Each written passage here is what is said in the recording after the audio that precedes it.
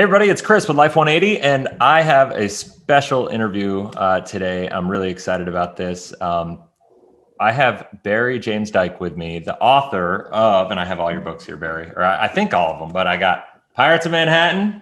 This book literally changed my life, and I can't tell you how excited I am to be talking with Barry today. Pirates of Manhattan, The Highway to Serfdom. This came out, 2011? 12. Yeah. 2012. Yep. And then the Guaranteed Income book, which Barry and I talked a couple of weeks ago on the phone, and he so graciously sent it to me, and I've already gone through and marked it all up, and it's amazing. If you haven't read these books before you even read this interview, I'm going to put the link down below that you can go and get these books. It will, if you are somebody looking to potentially buy life insurance or annuities, or you're curious to learn about it, or if you're an agent and you're looking to learn how to position this stuff better and really educate yourself as to why this stuff is so important. This guy has just been blessed by God with a gift to be able to research better than anybody I've ever seen in my life. And his writings and workings have really changed my life. And so I got to tell you, Barry, I was talking to somebody the other day, and I was like, man, like, you're like one of my heroes in this industry. Like, and I mean, I don't say that lightly. It's you literally. So when I joined this business, I joined because my father-in-law had been an advisor with like Wachovia, Smith Barney, Merrill Lynch, Wells Fargo, the classic brokerage world, stockbroker, financial advisor world. And in 2008, when everything kind of happened, my wife and I moved back to Vermont. When the crisis happened, we moved back from Arizona back to Vermont. And I was going to try to go be his succession plan to his business. I'm like, I'm good with numbers. I want to get into the business. And so I went and I spoke with his manager at Wells Fargo at the time. And his manager was like, no, listen, Chris, with what's going on in the world, you have no experience. I can't hire you. Go get a job with an insurance company. And if you're successful after a year, come back and I'll hire you. And so I got a job with National Life Group, won all sorts of awards, did well, read your book.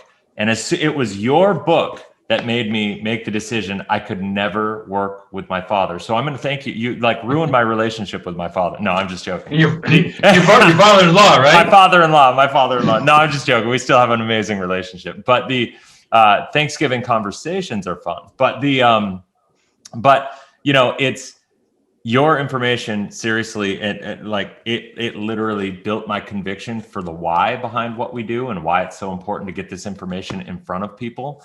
And so what I'm hoping, I mean, you wrote this book, almost a decade and a half ago. I mean, it's long as that. Yeah, I published that. I actually I've independently published it. Yeah, I have my own publishing company.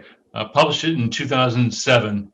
And I did a talk in Birmingham, Alabama, with my old dear friend R. Nelson Nash, and I explained why banks are unstable, why something was going to happen, and then the whole thing kind of imploded.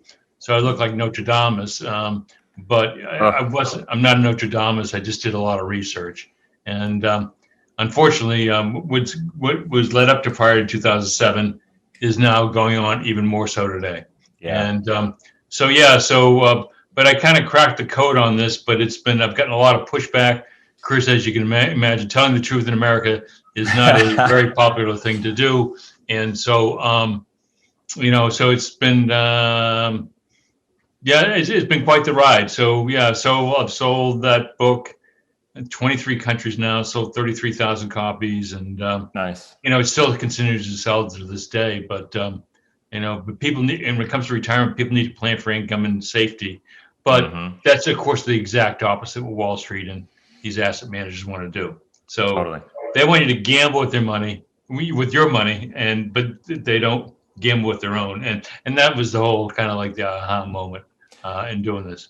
Well, one of the things, and I was going through, I think it was the Pirates of Manhattan, the Highway to Serfdom. I was going through, and I can't remember where I found it, but you were talking about how the Federal Reserve, Ben Bernanke, Janet Yellen, they all put their money, the majority of their money, in annuities to guarantee their pensions, to guarantee their income, to guarantee their growth, just to have that safety and that guaranteed, access to capital. The Federal Reserve, like, let me see if I get this right, has 75%, or at least did was it 2012? I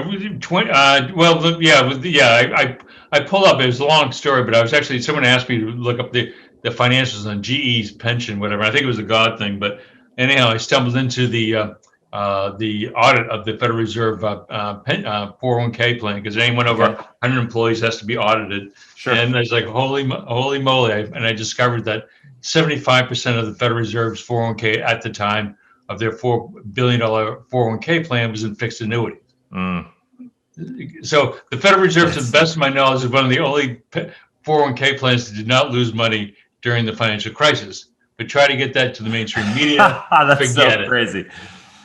So how were you received? Like, did you actually try to go get on like CNN or Fox News or MSNBC? Like, to get it's funny, and I think I told you I'm going to be in a documentary film, and actually it's supposed to be filmed in a couple of weeks, but which is going to be let on the fall. But it's funny you should mention that. I was actually, and I'll talk to people about this later. I was actually interviewed by Bloomberg at length about this stuff in around 2010, 2011. Okay. And make a long story short, I thought I was like, oh, I'm going to get, thank you, God. I'm finally getting a break. They're going to do a feature presentation or article on me in Bloomberg. And it never happened because, what I said was essentially the diametrically opposed to all their advertisers. And so that never happened. And so they shelved it. I've tried all NPR and things like that. And I used to try to get my research on they're all owned by the asset managers. And actually I was referred to CNBC as well by a very pretty connected person, and they kind of laughed at me. So wow. But when in fact, like GE at the time, who owned CNBC, actually uses life insurance annuities more than anybody. And now they're owned by Comcast. And so the biggest policy I ever found on public record sold was to Ralph Roberts, who was the founder of Comcast, they paid a $465 million life insurance benefit in 2016. So what they say and what they do are two different things. So when we say invest your money like the wealthy, like, that's not just a cliche. No, and the whole thing is that, so what most of us are not going to deal with the really wealthy people. We want to just show love and caring for people, and what we really want to do is really have them have peace of mind. Mm-hmm. And I'm not against investing in the market. We oversee a lot of money, but the thing is, you really want to have a protection of principle and all those types of things. And depending upon the state you're in, now you live in Arizona, and but and so the organization you deal with is in Texas, and so things like life insurance annuities that just have fantastic asset protection benefits i.e. in Arizona or in Texas or in Florida or in New York or Mass. Mm-hmm. Now, I live in New Hampshire, so you don't even get a box of tools if you get sued or go bankrupt. But, it's live free or die, and you're on your own. But I love it here. But so there's so many more benefits, and people, they just read it, and because people do, get sued, they do go bankrupt. Mm-hmm. Things happen. Totally. So any financial plan is only as good as its weakest link. That is the truth. And you've been doing this long enough, Chris, where you saw that most people's real weaknesses in their plans are in life insurance and planning and all that stuff. And the fact of the matter, Chris, I don't know if you remember this from the first book, but in around 1910, this is not the first time this country's gone through this. Roughly 50 cents in every dollar was deposited with a life insurance company. Mm-hmm. Today, I don't know, maybe 6 or 7 cents on the dollar, not very much. Mm-hmm. So, but the whole thing is because people were freaked out back then. Totally. Because it was the JP Morgan, what he was doing, looting the Equitable Insurance Company and New York Life and Mutual of New York at the time, which is now is AXA. So the thing is that, so people should, they should save first. And that's one of the hugest problems in America. People don't save. Preach it. They don't save. I talk about that all the time. I have a video called the Life 180 Pyramid Talk, and I talk about that concept is everybody wants to talk about this growing divide between the wealthy and the middle class. And, and while that is true, because I think if you look at the statistics, I mean, you can't argue facts, like there's this growing gap, but nobody wants to talk about why. It's the fact that the middle class and middle lower class, and even probably middle upper, they're not saving. They're all investing. And we've been programmed to think that we need to invest for our retirement, not save for our retirement. Or like everybody's thinking they're saving for retirement, but what they're really doing is investing for the retirement. And while they're investing for the retirement, they put their money in their 401ks and their IRAs and all these different accounts that are highly speculative, highly risky, highly, like they're just, they look at those account balances and that gives them a sense of security. But the bottom line is then they don't have any actual safe money. And so then when the market goes through these swings, what happens, right? The market implodes, you lose account values, you lose your job, you have to still pay your mortgage and put money on the table. And then what happens? You need to liquidate a negatively performing asset. You need to take it out of a qualified account, pay penalties, taxes, all these different things. It compounds a problem. And because of the fact that you didn't have savings, you lost 10 years of your wealth creation potential. Yeah, and what the whole thing is all about the debt, and the banks run the country. And I always make a common analogy, if the automobile companies ran the country, then everyone owned 10 automobiles, okay? But the automobiles don't own the country; the banks do. So their primary product is debt. So which they want to do, they don't want to have people save. They don't want to have people fund stuff out of their own accounts. They want to put people kind of in slavery, if you will. This is why I use the highway to serfdom, which is a play on words of Hayek's, road to serfdom. Mm-hmm. So it's gone from a road to serfdom to a highway to serfdom, and now it's going to an autobahn to serfdom. Yeah, it's going fast. It is. So talk to me, because we're living in weird times, right? Like, I mean, we're talking about. I don't think there's ever been, and there probably in any of our lifetimes. Yourself, I mean, you're older than I am, obviously, but like, and so you've seen a lot more. You've been through different cycles. You were, I'm assuming in like 79, 80, the late 70s. You were probably producing, and how old were you then? I was in high tech. I never thought I'd get in insurance and investment business. I was in high tech. I used to sell parts to missiles and fly around the country. That's awesome. Oh yeah. I was high tech. I sold parts to missiles, Sidewinder missiles. Oh wow, nice. Yeah, I used to travel around the country, and it was very entrepreneurial thing. I was a part owner of a high tech company. I was just really a driven kid. That's awesome.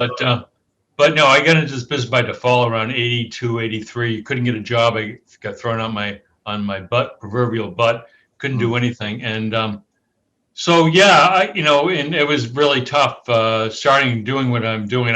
And for people today, it's even harder because back then you could do more. But yeah, I was around for the crash of '87. I remember when you couldn't even get someone on the phone that day.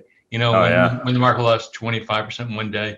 Totally. I've been around the 99, 2000 crash, and then the 2008 crash, and then I'm just getting ready for the next one, which is probably going to be bigger. Yeah, it's going to be the granddaddy, and I hope not, Chris. I really hope it doesn't happen. But when you look at the debt, credit card debt, student loan debt, I don't think Biden's going to discharge on this debt. So people, if people are not making the wages, and they're not, and I understand it's an economic inequality thing. Yeah, I'm a capitalist, okay, but it's a rigged system, and so people can't afford these educations now. I give a great example. I was with a client the other day, and he went to University of Vermont. His daughter was out of state. Oh, no way. Your old home state. Yep. If you go to UVM, it's something like $60,000 to go to. It's If ridiculous. you're an out-of-state student to go to UVM, it's a beautiful school. It's kind of but it's kind of almost like communist. But is any school worth $60K though right now? Like, let's be real. Like, Then they have to take courses in critical race theory. In any event, so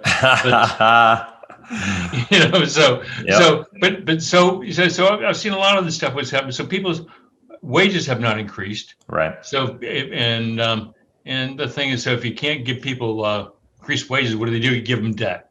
Mm. So kid can go and, put $100,000 down a loan, but he can't even rent a car at the airport, Well, the government guarantees it, right? So anybody can lend money to anybody if they know that it's guaranteed by the government. It's basically, it's a total moral hazard. You're creating a financial slavery system, the highway to serfdom, right? It's like you're creating this financial slavery system where everybody going through college right now is going to come out in debt, and they're going to be so just like weighed down by that debt that's holding them back from being able to actually save, being able to actually like create value in this world and like make good value-based decisions. Everything, like anybody who's ever been in any level of debt understands the level of stress that goes along with that and how that debt impacts your decisions and how you can actually live your life intentionally.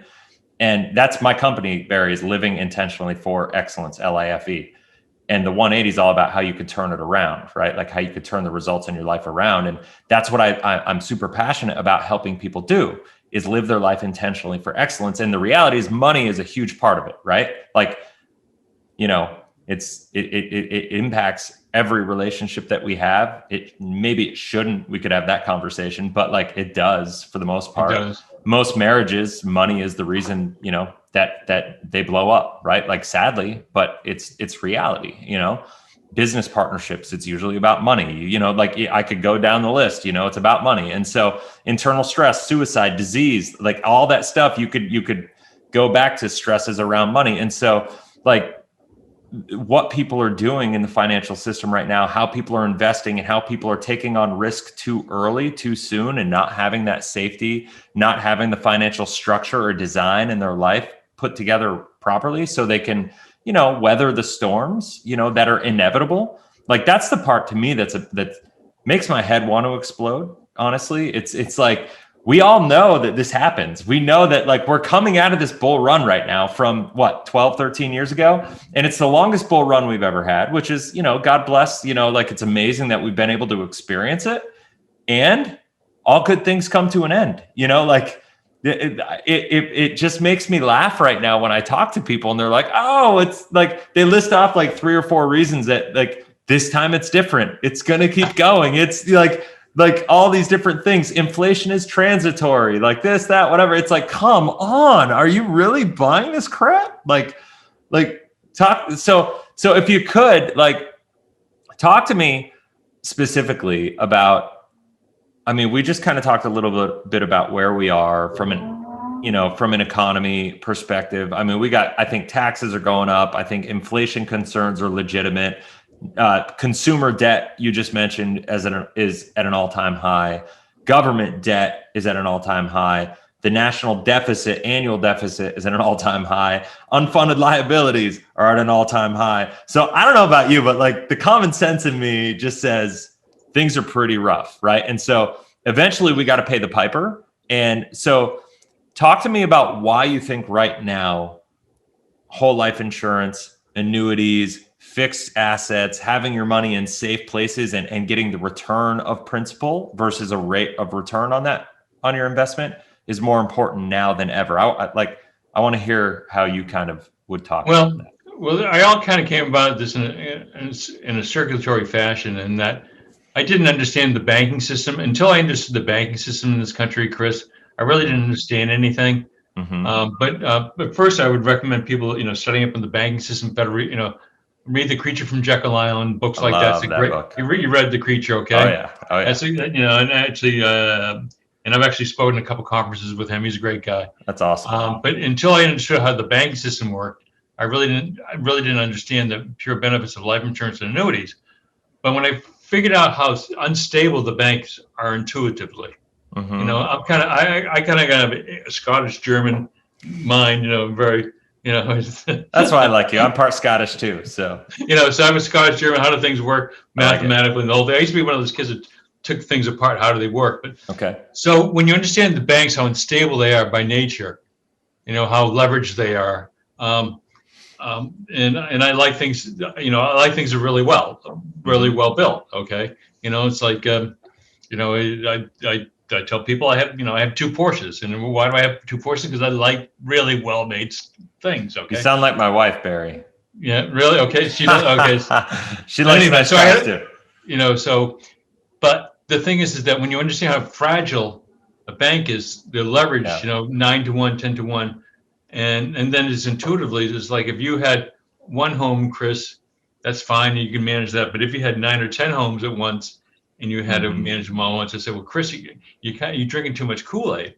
Yeah. But now if you're a bank, now you're not have one home or 9, 10 homes, you have 100 of them, and as your risk. So when I understood that the banks are really kind of a facade of strength, that's when I really became. Then when I understood the structure of a life insurance company, how they can't leverage their balance sheets, they have to reserve everything that they have. You deposit $1 in an insurance contract or annuity, they have to account for every dollar. Where the banks don't do anything. And when you understand the real, the benefits, the inherent guarantees that they're overseen by state, insurance commissioners in various states, okay, which are actually, believe it or not, are actually have a heck of a lot more vigilant than the federal regulators. The federal regulators are a joke. Oh, totally.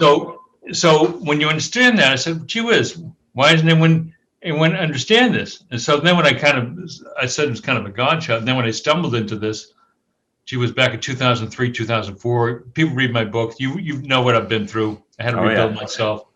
I have, 3 wonderful children, but I had to reinvent. And so when I figured this out back then, I said, but I had nothing to go on. But then when I found out the bank started to buy something, and then I started asking around, and no one would talk to me. I said, gee whiz, I must be onto something. And that's when, and then it was like, thank you God. It was when around 2005, 2006, I discovered that all the banks bought all this life insurance and celebrities and all these high-end executives, but no one was talking about it. So that's right, and it worked. So I've been doing financial planning for 30, 40 years now. So I realized a lot of stuff just will never work. So I mentioned like we have these hot products now like SPACs, special purpose acquisition company, which are the old blind pools of the 1920s, and they're very, very popular. But one of the only things that really last during all these times is life insurance and annuities. I know it's boring, it's not sexy, but it works. Amen to that, brother. Well, so and to that point, I was actually yesterday. I just did a Google search and was researching how many banks have failed since 2000. And the number it gave me, at least and I didn't spend a ton of time. I know what it is. Is it 579? Is that the number? Yeah, I think you have 558, right? So 560, 580, whatever. Okay. Yeah, I saw the number that I saw was I think 579 if I have that number right. But like so in that range, like so I want how many mutually held life insurance companies have actually failed? Like a bank has failed, like 579 banks have failed since 2000. How many have failed since like 1860? 0. There have been some crazy wild actors. Okay, the Executive Life was that was a stock. They ran it like a mutual fund. A guy named Fred Marr, he used to run a mutual fund company. So they ran a life company. They blew that one up. Okay. But even though that was the largest failure, and there has been demutualizations and things like that. Well, Ohio National's doing it right now. Ohio National imploded, and that's it's a sad story. But but no one's even in receivership Ohio National was taken over. They didn't go out of business, but but the banks, there's roughly 558, 570 banks have filed this in the past 20 years. Ever since you've gone out of business.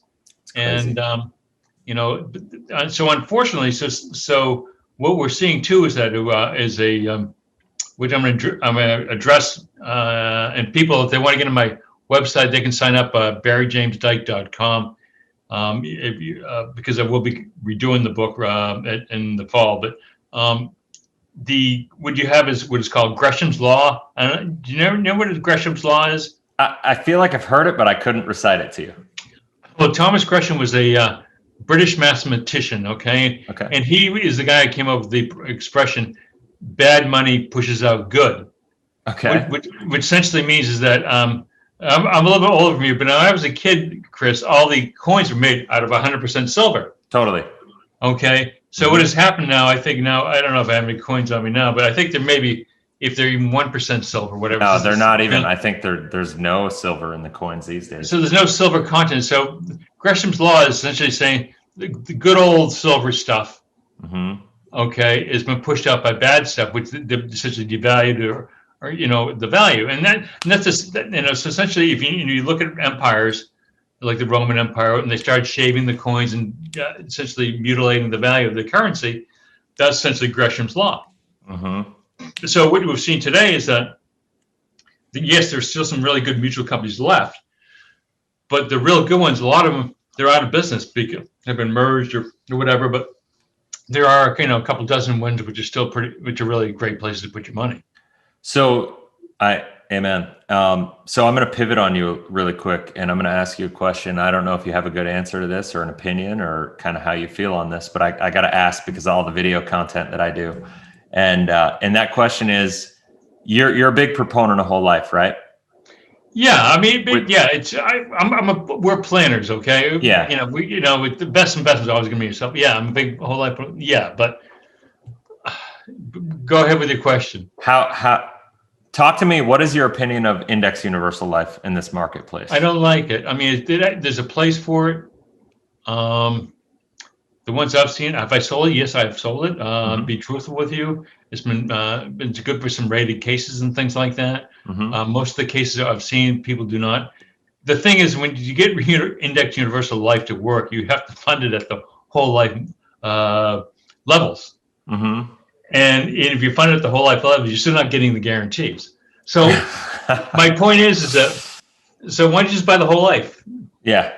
That's because the whole idea of transfer of risk, Chris, and what I've seen, I'm a little bit older than you, is that when I first started in the business, we used to do a lot of focus on planning. We used to do disability income, the wills and trust. There was really a tremendous focus on that stuff. Disability income, human life value insurance, getting the proper wills and trusts, doing buy-sell agreements, all these things, the blocking and fundamental of financial planning. Yeah. And the whole beauties of whole life and the whole thing. And I, at the time, I get into investments, I get over, but I get into partnerships and all that crap. Oh my God. in the 80s. Oh, awesome. They're awful. They're awful. Okay. Yeah. I got caught up in all that crap. Yeah. I was one of the biggest sellers of limited partnerships, and I'm not going to say the broker dealer, but it's no longer in business, but oh yeah, the 80s, and people were saying, can I get my money out now? To be called up 10 years later, can I get out now? No. So, so I've sold a lot of this stuff, and I realized the downsides of all this stuff. Totally. And so in the 80s, limited partnerships, and then in the 90s, it was high-tech funds, 80%, 85 cents in every dollar was going into high-tech funds around 1999, 2000. So now we get SPACs. I don't know, what do we have? The FANG stocks now. So, and I'm not against that stuff, but the whole thing is you got to have the fundamentals right. And we've gotten so far away from it, Chris, it's just. So on that, what does that mean, right? Like when you say we have to get the fundamentals right, what are the fundamentals that people have to get right? Is it the idea of saving first before investing? Saving first before you invest. If you don't save, you can't invest. But the whole 99.9% of the stuff you're going to hear from all the media is put your money into this ETF, or you put this money into this mutual fund, or put this money into this partnership, or put your money, buy on the dip, all this crap, and or dollar cost averaging, which is a bunch of BS, Yep. So the whole thing is, so you want to save first. And if because one of the other things which I found, Chris, all the millionaires I had met, the really wealthy people, and I've been blessed, they never made any of the money in mutual funds. I mean, they may have put their money once they made their millions into some funds, okay? But I never saw them make their money in the funds themselves. Yeah. So it's so you want to save before you invest, and rule of thumb, planning thumb, 15-20% of your gross annual income into savings, investments, insurance products, that type of thing. But during the financial crisis, we were negative 3%, and I don't know what we are now, but it's awful. I mean, I did a comparison with if you look at the Irish, the French, the British, even the Italians, the Polish, everyone else, they were saving 15, 16, 17% of their income. The Germans, in America, we were like negative 3% during the last financial crisis. Oh, so do you know where we are right now?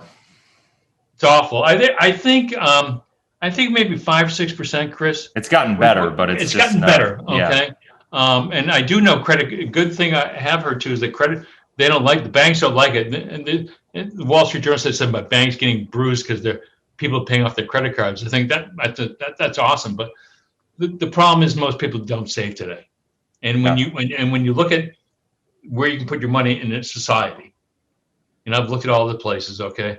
Yeah. When you look at it, a life insurance contract, it's a contract. Okay. Totally. It's a contract. All you legal people out there, a contract. If you don't know what contract is, Google it, please. Mm-hmm. It says we promise to pay. Yep. And a lot of people. Oh, sorry, I don't mean to cut you off. But that's so when you understand that and you fully fund it and you maximize it and you do it right, you show love and caring for people, and you do the right things for it. It's just not about the insurance. You make sure they have the right wills and trusts and all these other things and the disabilities and have all the other good things which you really need to be in place, because what we've learned, and if anyone, you'll see this in the next book, is what you learn when this next correction comes, and it will come, the retail investor will be holding the bag once again. And if you understand the Federal Reserve and the banking system, you realize they'll bail them out, but they won't bail you or I out. Totally. Well, so let me ask you this. I'm looking to see if I can find something really quickly. What is your opinion? Do you have an opinion on how much money people should save before they actually start to invest? Because like one of the things that I do, I'd actually be curious to hear your opinion. One of the things I tell people is you should have 2 years of income safe before you start investing. And the reason I say that is that, and I know that sounds like crazy, extreme, conservative to most people, but my logic, if I back it, look at it, start with the end in mind and kind of back it up from there, is I say, well, and you don't know this about me, Barry, but I actually own a career coaching company too. And I wrote a book on executive job search. And so kind of a side note, one of the things that the Department of Labor says, for every month that you're for every $10,000 of income that you're out of work right now, it's going to take you about a month to find a job. So if you earn $100,000 a year or more, it's going to take you 10 months to find a job.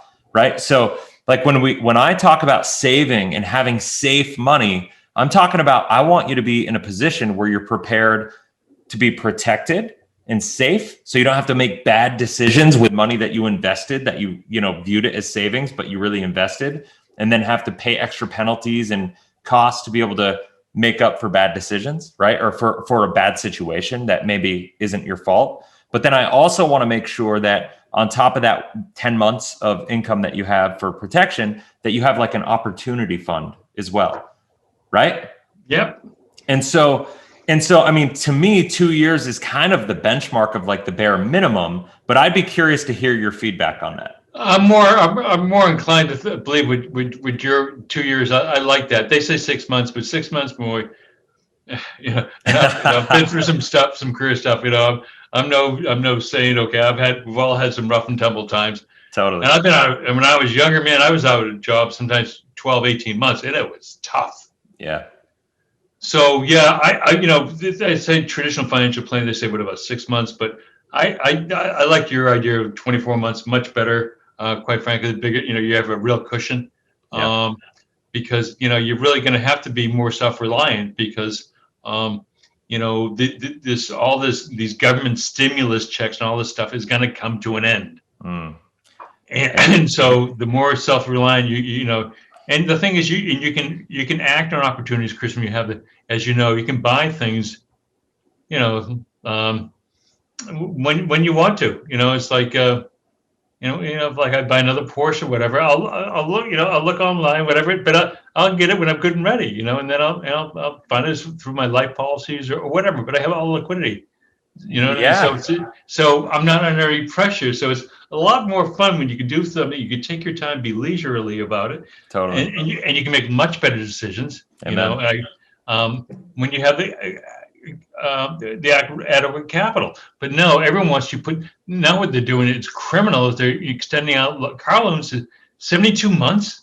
I mean, this I is know. insane. I know.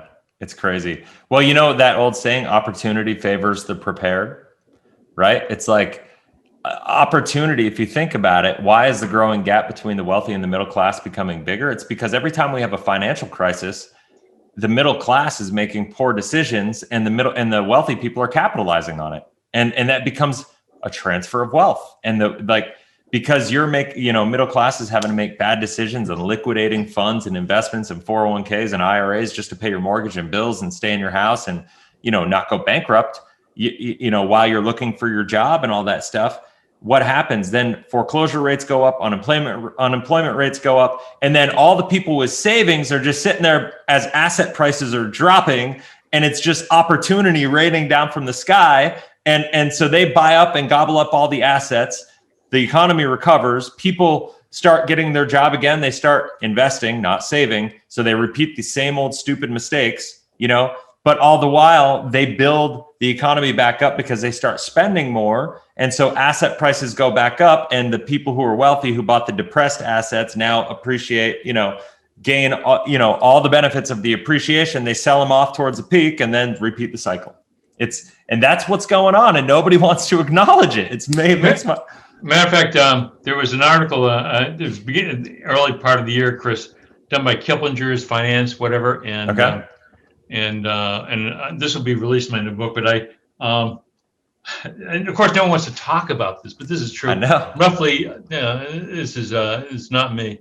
Roughly, 33% of the population either liquidated a part or all of their retirement savings to meet their bills during the pandemic. Mm.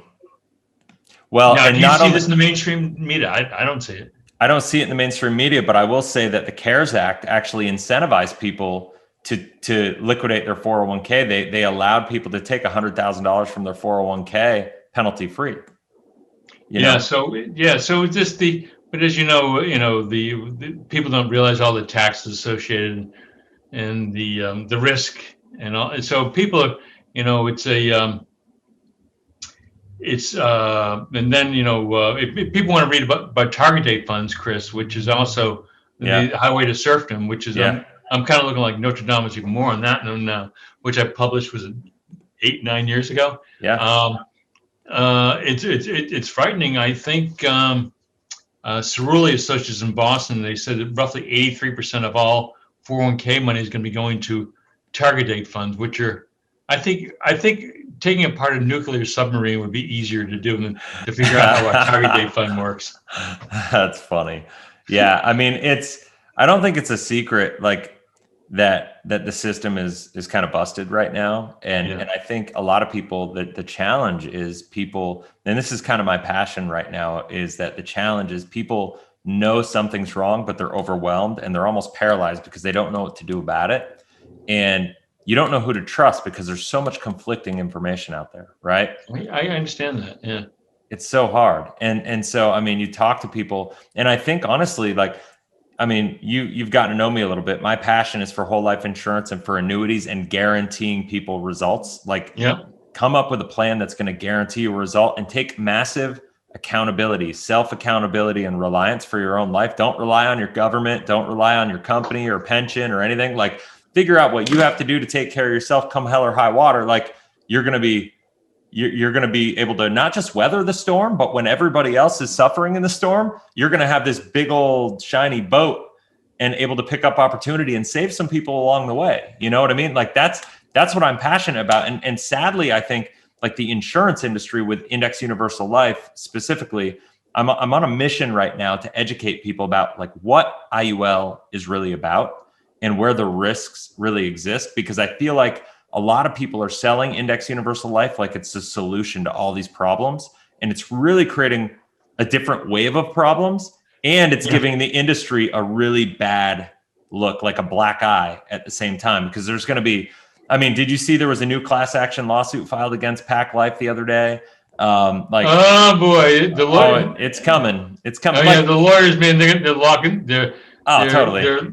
They're licking their chops on this one, man. And you want to know the funny thing is that one of the biggest class action law guys in the country, and I know the guy. Yep. I've spoken to him. Okay, who sued all these pension plans for over fees and the whole thing. You know, he's used some of my research and some of his that's awesome. his dispositions, but he won't throw me any business, whatever. But he's made millions. But so the whole thing is the Pac Life and the whole thing. IUL. The thing is Chris, but this stuff is safer than mutual funds. Okay. Sure. Yeah. Okay. Yep. It's like it's if it's done right, you can rescue an IUL. Okay. If you I don't want to get involved in that, but if people are insurable, whatever, you can rescue it. Okay. If you do it right. Okay. So yeah, and the lawyers are going to make a fortune. Okay. And but the thing is that selling people, discipline and hard work is not an easy sell, Chris. It's like if I know. You want to have a good body, you got to work out and eat right and hit the gym every day, man. Yeah. You got to hit the gym and be disciplined.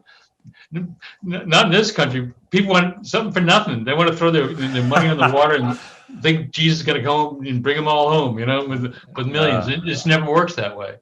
Hey man, no, I couldn't agree with you more. Well, so I mean, I got to tell you, I'm just super excited to have you here. Is there anything else? I mean, first of all, I would love to say thank you and say I would love to have you back on because I love the message that you have, and I think it's really important. I know you have a new movie that you're going to be featured in coming out. I know you have a new book coming out. I would once again really just emphatically endorse the fact that if you have not read all three of these books, do you have a bundle by chance where people buy all three books? You show them the back side of the book, show them the front side. So okay, those ones. Yeah, thank you, Chris. You got it. So there's a bundle. If you go, So this is the funny thing is, it's funny. I'm actually picking up a best-selling author as a client, and nice. It's amazing what she's doing. But you go to my BarryJamesDyke.com, and there's a bundle of 3. So you get 3 books for like $75, $78, something like that, and which I found out was guaranteed income. A single copy of Guaranteed Income is selling for $100 on Amazon right now. That's awesome. So I sell $28 off the website, but with the postage included. So so do that. I mean, invest in themselves. I tell people, my faith is the most important thing in my life. I couldn't do that without this. I couldn't do this work otherwise because the opposition is too strong. But God's stronger. And I would tell people, read my stuff, but think for yourself and do your own research. Okay, don't take my word for it. Okay, see what the other companies are doing.